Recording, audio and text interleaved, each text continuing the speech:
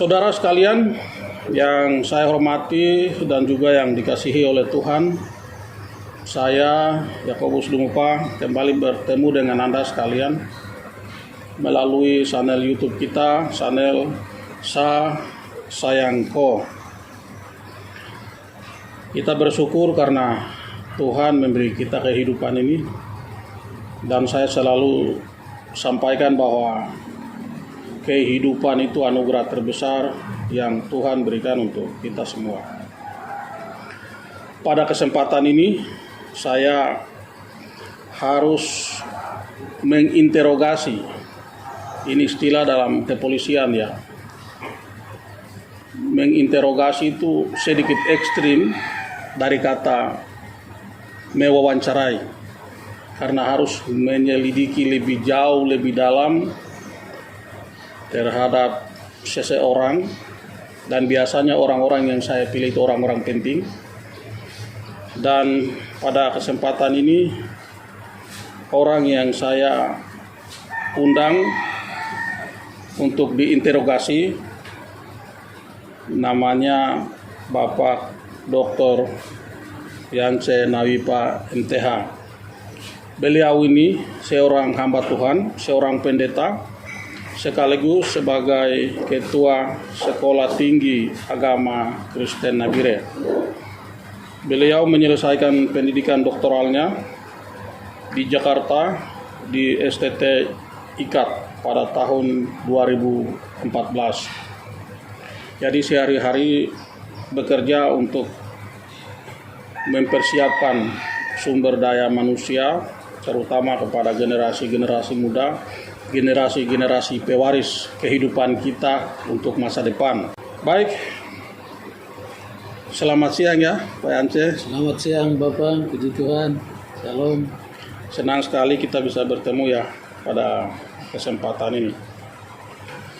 Bapak punya nama ini Yance? Nama saya Yance Nawipa. Ada nama adatkah tidak? Nama adatnya ada. Namanya? Kita orang Papua nama adat ada. Saya lahir di kampung jauh, jadi Akauba ada namanya. Jadi dikasih nama Akauba Kilba. Artinya? Itu saya lahir di pinggir satu sungai namanya Taniwo. Jadi air panas. Jadi Taniwo Kilba juga kadang orang kasih nama itu. Air panas. Biasanya nama itu mengandung makna ya, mengandung arti. Jadi ada makna. Bapak mengartikan nama Bapak itu sebagai apa? Tadi kan ada namanya Akauba Kilba, itu nama kampung. Kilba itu artinya itu burung nuri yang berteriak bicara itu. Okay. Kilba. Ya. Nah, Saya itu. paham. Paham. Oke. Dari Kalau bersuara, berbicara. baik, kalau nama baptis ya, Ya. Bapak Yance itu nama baptis ya. Ya. Oke. Betul. Setelah menyelesaikan pendidikan, tentu saja selain sebagai hamba Tuhan, Bapak ini kemudian terlibat dalam membentuk yayasan ya, Yayasan Al-Member Nabire. Al-Member artinya Allah memberkati. Iya, betul. Oke. Ya. Kemudian yayasan ini mendirikan sekolah, Ya. sekolah Stak Nabire. Saya itu sedikit penasaran ya. Kita punya banyak perguruan tinggi, banyak sekolah, tapi kenapa Bapak juga harus mendirikan sekolah? Iya, betul sekali. Khusus ini umum, tapi saya fokus ke khusus dulu. Khusus pendidikan tinggi keagamaan. Ya, karena ini sekolah tinggi agama. Jadi khusus di Papua ini memang kita ada sekolah tinggi keagamaan. Mulai dari tingkat dasar yang disebut itu STP, kemudian menengah itu STA. Nah, ini juga sudah roba-roba nama, sudah SMTP, SMTA. Nah, kemudian ada sekolah tinggi teologi, kemudian ada sekolah tinggi agama Kristen. Ya. Nah, ini yang juga menjadi banyak pertanyaan. Kenapa itu banyak sekolah tinggi teologi dibuka lagi sekolah tinggi agama Kristen? Ya. Kurikulum sama, jurusan sama. Nah, ini yang sering dalam gereja juga kita sering debatkan. ada yang kurang menyetujui, ada yang setuju, dan lain sebagainya. Tapi saya mempunyai alasan tertentu. Ya. Walaupun banyak sekolah Alkitab atau sekolah teologi, mulai dari dasar sampai perguruan tinggi, tapi kenapa juga dibuka lagi sekolah tinggi agama Kristen padahal itu sama? Oke. Tapi alasan yang pertama itu, waktu tahun 80-an ke bawah, itu di mana-mana ada sekolah tanpa izin negara. Oke. Jadi bisa saja nama apapun kita berikan, guru juga, dosen, tidak ikuti undang-undang pendidikan nasional maupun pendidikan tinggi. Jadi di mana-mana kita bisa buka. Tetapi mulai dari tahun 2013 itu sekolah apapun baik negeri maupun swasta harus ada izin negara. Oke. Kebanyakan sekolah kita di masyarakat dan gereja itu izinnya belum ada. Ya. Untuk memenuhi standarisasi pendidikan nasional itu kita harus urus izin pendidikan nasional, khusus kalau perguruan tinggi ya urus Didikti. Ya. Atau pendidikan Badan Akreditasi Nasional. Dari 2000 memang tadinya saya bekerja sebagai dosen STT Pos Nabire, tapi karena kami bicara dan tidak bisa diberi untuk kesempatan urus izin, setelah kami bicara dengan pihak gereja, maka daripada kita jalan melanggar aturan, lebih baik kita bangun lembaga yang baru yang mengurus izin sendiri, supaya sekolah dari swasta atau gereja juga ada izin negara, begitu. Itu alasan pertama kenapa kita ada yang lain tapi kita buka sekolah tinggi agama Kristen Nabire. Oke. Nah, itu standarisasi itu. Oke. Ya. Begini, Ya. Bapak kan hamba Tuhan toh, pendeta. Banyak orang selalu pikir kalau jadi pendeta hamba Tuhan cukup jadi pelayan Tuhan di gereja misalnya. Ya. Kenapa harus repot-repot mengurus sekolah? Kenapa harus repot-repot harus mendirikan sekolah? Apakah memang pendidikan itu penting? Apakah seorang pendeta harus memikirkan pendidikan? Ya. Bagaimana itu menurut Bapak? Ya, kalau sekolah itu ada sekolah umum, ada sekolah kependetaan. Ya. Iya. Itu yang sekolah Alkitab itu ya sekolah kependetaan. Ya. Sekolah kependetaan itu juga harus ada izin negara tadi. Ya. Ya. Itu sebabnya itu seorang pendeta itu juga dia juga harus punya ijazah negara. Kalau yang dulu-dulu itu ijazah lokal, jadi dapat jasa dari STP, STA sekolah tinggi bisa melayani kemana-mana. Ya. Tapi setelah keluar undang-undang perguruan tinggi, semua sekolah itu izin negara, maka ijazah-ijazah itu pun walaupun kita kerja di lingkungan gereja, ijazah dari pekerja seorang pendeta atau penginjil itu harus ijazah negara juga. Oke. Begitu. Jadi pendidikan itu penting. Jadi pendidikan itu penting. Padahal dulu kami waktu kecil biasanya kalau kami pergi sekolah itu banyak teman-teman kami itu selalu bilang nanti naik tegoda aku begitu. Jadi sekolah itu untuk makan nasi kah begitu. Betul. Itu artinya bagi orang lain itu sekolah itu dianggap sesuatu yang tidak penting. Tapi bagi Bapak pendidikan itu sesuatu yang penting ya. Kalau dulu itu kita cari sekolah itu setengah mati. Ya. Oke. Dulu itu begini, saya mungkin cerita sedikit biar agak panjang. Saya anak pendeta, kemudian anak pendeta dan orang-orang yang gereja lain itu tidak boleh sekolah di milik gereja lain. Misalnya contoh, bapak saya tugas di terpencil. Oke. Saya mau masuk di YPPK, larang itu Katolik punya, begitu dulu. Jadi tidak boleh. Setelah itu saya mau masuk di SD Impres, jangan, itu juga Islam punya.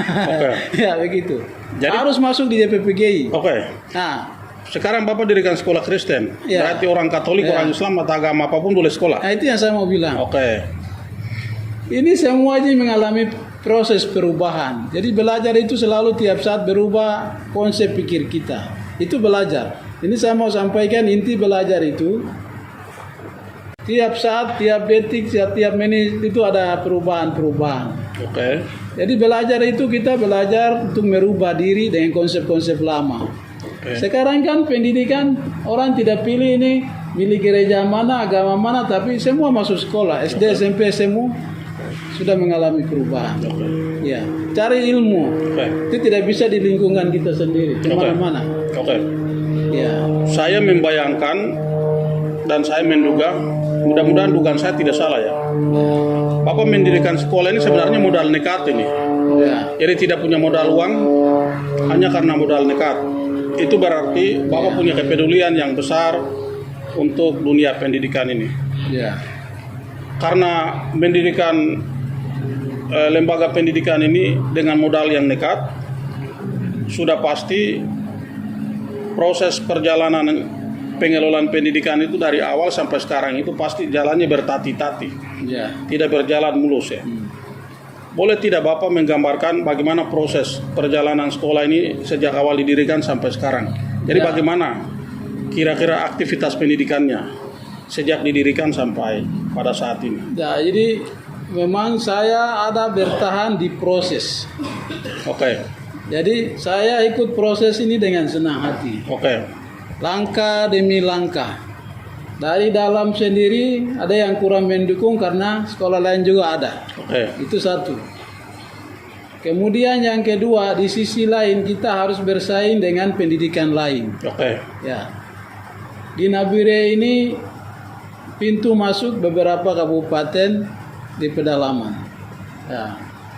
Kemudian kita di Papua ini kan kelihatannya pembelajaran ini bagi saya pendidikan itu satu pagar untuk melindungi masyarakat di orang Papua khusus kita wilayah ini. Jadi bagi saya itu pendidikan itu penting sehingga saya ini mulai dengan ya seperti istilahnya apa itu nekat, oke, kemauan oke, dan merindukan sesuatu itu ke depan itu kualitas pekerja di mana saja apakah di gereja, masyarakat atau pemerintah itu memiliki nilai-nilai kehidupan yang baik dan benar. Ya. Jadi di kampus ini waktu lalu itu kita dibatasi yang milik gereja ini punya, yang sekolah itu hanya ini saja. Ini, jadi ada kotak-kotak begitu. oke, Tapi kampus ini kita buka peluang untuk semua gereja. Baik dari gereja Protestan, ada juga Katolik, S2 maupun S1, ada banyak sudah lulusan, ada alumni juga sedang belajar ini.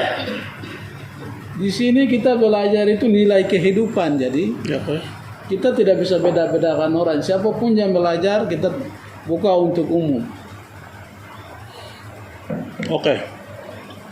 Jadi apapun yang menjadi masalah, Bapak tidak menyerah. Tapi pasti saja banyak ya kendala ya, hambatan. Tapi lebih tepatnya kita anggap itu sebagai sebuah tantangan ya. Ya, sebuah Pasti tantangan. pasti banyak tantangan yang Bapak hadapi selama ini. Menurut Bapak, kira-kira apa saja menjadi tantangan yang harus Bapak lewati? Ya, tantangan itu hanya dari kita saja. Yang saya hadapi itu tantangan dari pola pikir masyarakat kita. Oke, Pola pikir dari gereja kita. oke, Nah, tantangan hanya itu. Ada yang ya pro kontra, ini yang ada untuk sementara. apakah karena mereka merasa pendidikan itu tidak penting, atau karena Bapak ini dianggap menyaingi, mohon maaf, mungkin STT, Ya, Walter Pos? ya kalau saya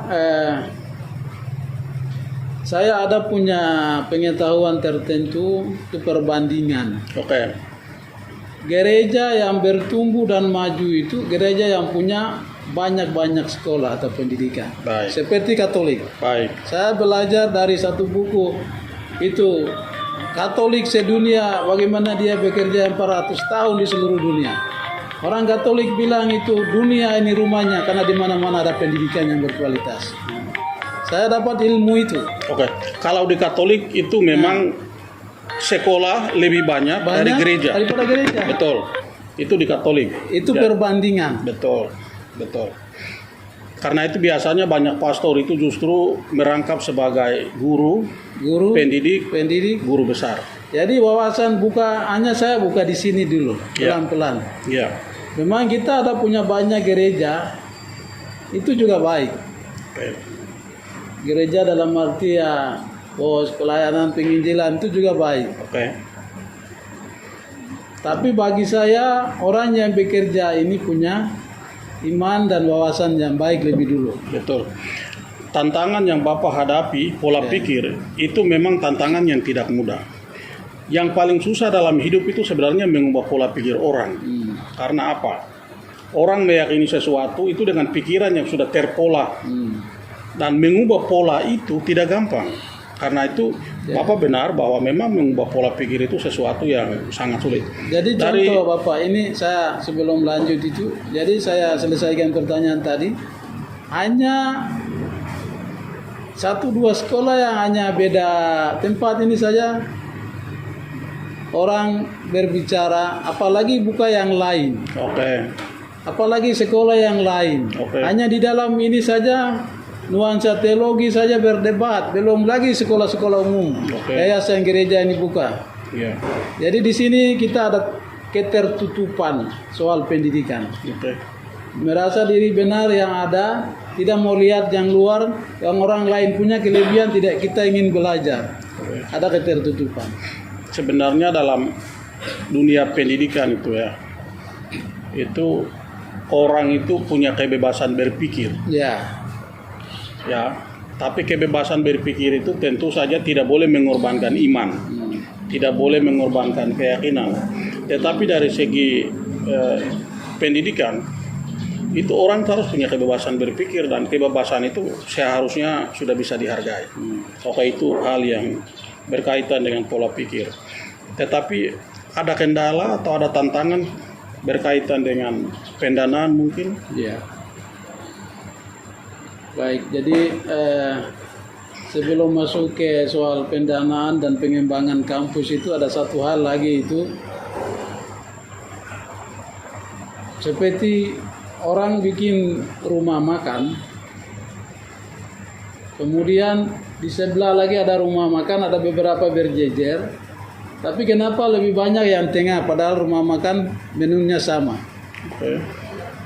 Itu pasti ada kualitasnya, nilai yang dia jual. Oke. Walaupun pendidikan kurikulum sama, tingkatan sama, tapi ada nilai jual Oke. untuk mencetak, mempersiapkan SDM. Oke. Nah itu. Kemudian untuk pengembangan itu kendala itu pengembangan kampus untuk tempat pembelajaran. Pembangunan fisik memang itu kebutuhan yang sementara digumuli Oke. supaya bisa dibangun tanah yang sudah tempati sekarang ini. Untuk pengembangannya itu sebuah pergumulan ke depan. Oke. Sekalipun kita harus bertati-tati ya, tanpa harus kehilangan harapan dan semangat untuk terus berjuang mengelola dunia pendidikan ini, pasti saja ada hal yang membanggakan. Kira-kira dalam proses mengelola sekolah tinggi yang Bapak pimpin ini, apa hal yang seringkali membuat Bapak itu merasa bangga begitu? Ada tidak kira-kira?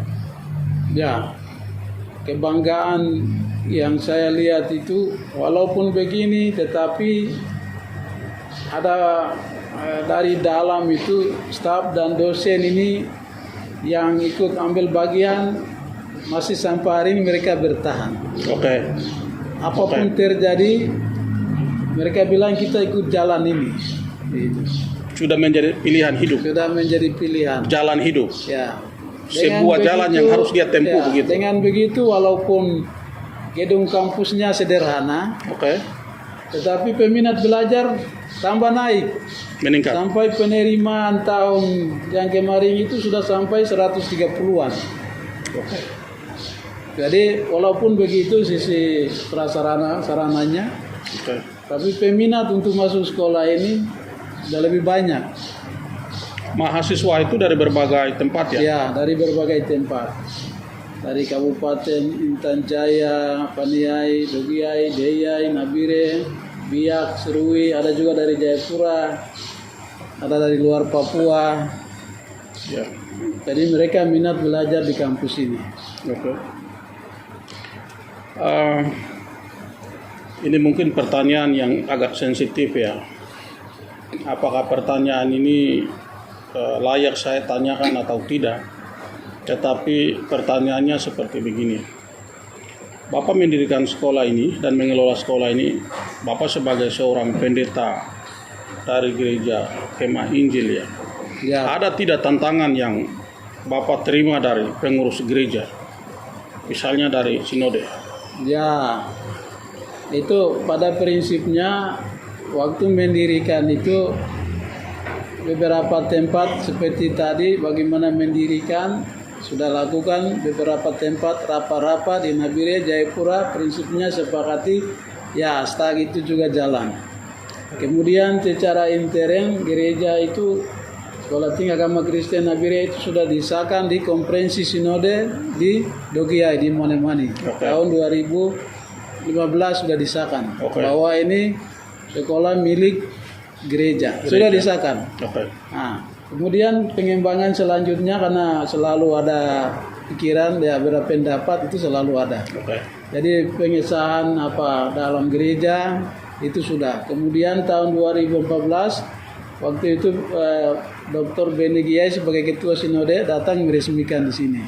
Sekolah Tinggi Agama Kristen sudah diresmikan oleh sinode. Artinya dari segi legitimasi sudah Ya, mendapat legitimasi sudah, dari sinode ya. Sinode sudah ada dari dalam Oke. selain dari SK-SK dari Dirjen Umat Kristen. Jadi sekolah tinggi ini sudah menjadi salah satu lembaga pendidikan Ya, ya bagian dari gereja ya, betul. Kingmi ya Iya. di tanah Papua ini. Oke. Apa yang Bapak bayangkan atau apa yang menjadi harapan Bapak ke depan mengenai sekolah ini kepada semua pihak, kepada pemerintah, kepada gereja, Ya. kepada para orang tua, kepada anak-anak didik kita dan pihak-pihak lainnya. Karena lihat dari peminat yang terlalu banyak, kita tampung, walaupun ruang kuliah tempat duduk tidak ada, kadang-kadang ada yang berdiri baru kuliah. Demi menyelamatkan SDM masa depan itu, saya mengajak teman-teman yang kalau ada beda pendapat di dalam khususnya, mari kita gabung dulu, pikiran kita berubah semua. Kita membangun SDM orang-orang Papua ini. Oke. Kemudian yang kedua itu ya pihak pemerintah juga ini kan aset Oke. pemerintah daerah. Jadi mereka juga buka mata dan lihat, tidak boleh lihat karena ini karena itu, tapi karena kita membantu pemerintah membangun pengembangan SDM atau pendidikan nasional di bidang keagamaan. Oke. Kemudian saya pikir untuk ke depan ini mari kita sama-sama ya para pemerintah daerah Kabupaten Nabire, Mepago. Ya. Saya juga terima kasih Bapak bisa Bupati Dogiai peduli dengan pengembangan pendidikan. Jadi hari ini bisa ketemu. Ya. Mungkin ke depan kita satukan visi pembangunan SDM di tempat ini. Apa salahnya kalau kita kembangkan dan membuat satu universitas Baik. Kristen Teluk Cendrawasih untuk wilayah Mepago. Oke. Kita tingkatkan. Kita satu dulu, bangun sama-sama. Oke.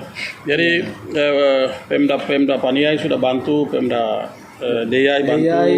Mungkin Dogiai pasti minggu depan akan dibantu. Kami juga berharap kabupaten bupati-bupati lain juga bisa ikut membantu sehingga dunia pendidikan itu menjadi tanggung jawab kita bersama ya. Dan saya juga berharap kepada semua pihak yang lain, kita sama-sama bisa membesarkan sekolah ini. Bapak, pertanyaan terakhir. Bapak seorang pendeta yang memilih jalan untuk menjadikan pendidikan sebagai Bapak punya sahabat dalam kehidupan ini. Ya. Ini sudah pilihan terakhir atau masih ada pilihan lain? Atau Bapak bilang, ini sudah jalan saya sampai mati? Iya. Saya dulu latar belakang itu memang SLA itu tamat itu SPG, Sekolah Pendidikan Guru. Kemudian teman lain itu sudah, mereka waktu itu kan kesempatan guru-guru diterima jadi pegawai negeri, jadi memang waktu itu SK itu saya tinggalkan. Oke. Akhirnya pergi di Sekolah Alkitab ST Jeffrey Makassar tahun 80.